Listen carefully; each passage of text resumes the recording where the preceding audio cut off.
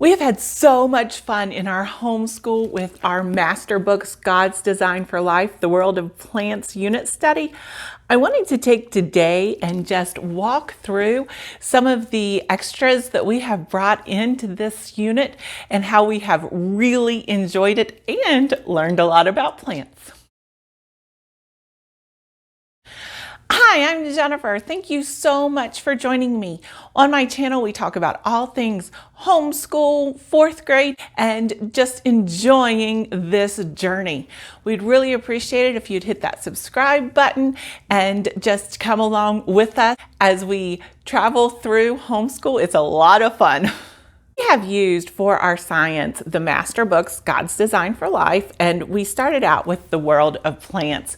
We have had so much fun. We finished it, and so I wanted to just take a few minutes and give you some ideas as to what worked for us and what kind of didn't. If you have any questions, please feel free to leave those in the comments and I will answer them the best that I can.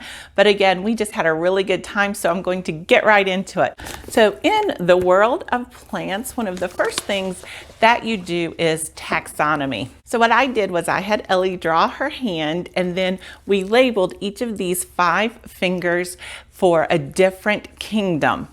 And so as you can see, we labeled this one fungi because I told her that I married her dad because he was a fun guy. And so it really helped her remember the 5 different kingdoms. I would love to say that this was my idea, but it wasn't. I found it on Pinterest, and so I will link that down below. At the end of chapter 2, they do this breakdown for being able to classify the different animals and plants. So I just went online and I printed out pictures to go along with each one of the different animals and plants that they were supposed to be classifying. And so then she was able to cut them out, and then instead of just writing them on the classification, she was able to glue the pictures, which I think was a lot more fun for her. And we have this hung up in our homeschool room, and so she gets to look at it and she realizes and is remembering about classifications, so that's a good thing. Chapter 4 of the World of Plants is all about cells. So we use slime to make animal cells and plant cells, and it was so much fun. But on top of that, for the different pieces that go inside the cells, Ellie was responsible for going throughout the house and finding the pieces. So she knew what she was looking for. She had kind of an idea of what it needed to be. And so we ended up with, macaroni noodles, and we ended up with pipe cleaners and all kinds of very cool things. But it really got her thinking about the cells. Other thing is we found a song on YouTube that a 6th grade class had done, Cells, Cells, they're made of organelles. I will link my playlist for the educational songs that we really like up here, but that song made such a difference in her learning about the cells, that there were 2 types, one animal and plant, and then also what they're composed of. And then when we got into the human body section, we were still talking about cells. So we still listened to that song, but that really was a very good addition. We live in an area where the seasons change, which was wonderful when we were studying chlorophyll. And it was amazing because we were studying it right at the time when the leaves were changing. And so we went and we gathered various leaves of different colors. Now, I went old school on this and we used wax paper and an iron, but it was still so much fun to get the different types of leaves, the different colors. So that was so much fun. We also did some really great drives around the area to look at the beautiful colors of the leaves as they were changing. I found at the dollar store these little white books. They're just truly blank books. And so what we did is we planted some seeds, and then for each one of the seeds, Ellie made a page. So this would, for example, be her squash page. We talked about where she planted them, and then she taped the seeds. This is her basil seed, so you can see how tiny that is compared to the squash seed. Then we have where she planted them around the house, where she would get different amounts of sun for the different pots that we had them in. And so she was keeping track of which one bloomed first and those types of statistics. So it was great for her to really connect how much you needed the sun. We made sure that we watered all of them the same time of the day, the same amount every day. So that helped in really realizing how important the sunlight is to the photosynthesis process. So again, my daughter is in 4th grade. So in God's Design for Life, she would be using what is in the blue boxes for most of the experiments. These experiments are really good. They're fairly easy for the most part, and also they have pretty quick results, so that's good.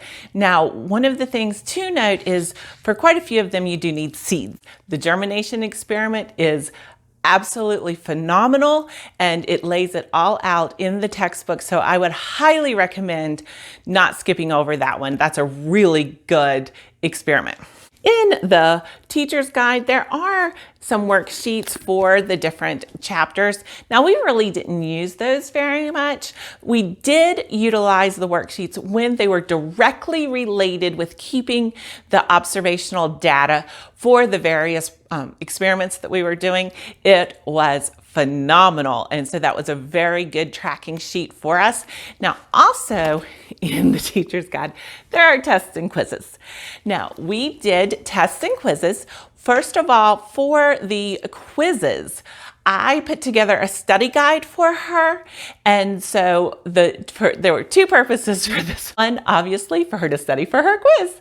Number 2 is because if there was something that was not on the quiz that I thought was really important, then I could drill that in with the study guide. So then she took those quizzes just straight from memory.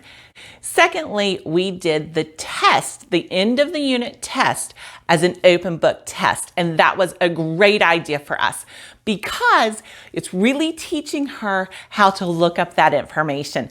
That not necessarily does she need to know everything and be able to recall everything, but she needs to know how to find it. And so I was really pleased with doing the test at the end of the unit test as an open book test, which is what we're probably going to do for the remainder of the God's Design for Life test. Here is Ellie with the results of her germination experiment, which again was a phenomenal experiment, and that is all in the teacher's manual, how to do this experiment. I highly recommend it.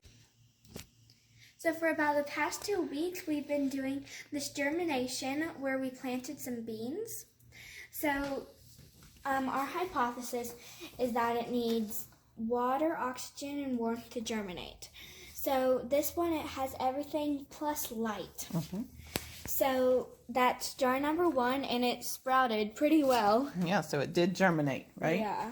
This jar number 2, it's been in the refrigerator, so it doesn't have any warmth. Right, so did they germinate? Not at all. They're still plain beans. It's jar number 3. It does not have water. It has everything else, but no water. So did it germinate? Not at all. Okay. So, okay, what's jar number 4? It does not have any oxygen, and we put steel wool in there. So this is number 5. Okay. Oh, so did number 5? No, wait a minute, hold on. Did number 5 germinate? Yes, it did. Yes, but what did number 5 not have? It did not have photosynthesis. Well, it didn't have photosynthesis, but before that, it didn't have light. Yeah. Right? So could it germinate without light? Yes. Yes. So, but if you look at jar number 1 that had light and jar number 2, jar number 5 that did not have light, tell me what the difference is. So, this one has big leaves. It's all green. It's up. This one started to get wrinkly, and it's not humongous like this one. Okay, so what now? Tell me, what does jar number 1 have that jar number 5 does not have? Photosynthesis. Photosynthesis. So it turns out you do need photosynthesis for it to keep on growing once it's already got leaves and everything. Good job. But do you need light for it to germinate? No. No. So what was our hypothesis again? That seeds need water, oxygen, and warmth to germinate. So did we prove that they needed water, oxygen, and warmth to germinate? Yes, we did. Excellent. Good job. Thank you so much for joining me. I really appreciate your time. I hope that this has given you some ideas for the world of plants and God's Design for Life by MasterBooks. As with all of these videos, please take what works for you, discard the rest. We are all unique. Our children are unique and learn in very different ways. I just wanted to share with you some of the tactics that worked for us, and I hope that they work for you. Thank you so much. I appreciate your time, and I look forward to seeing you next time.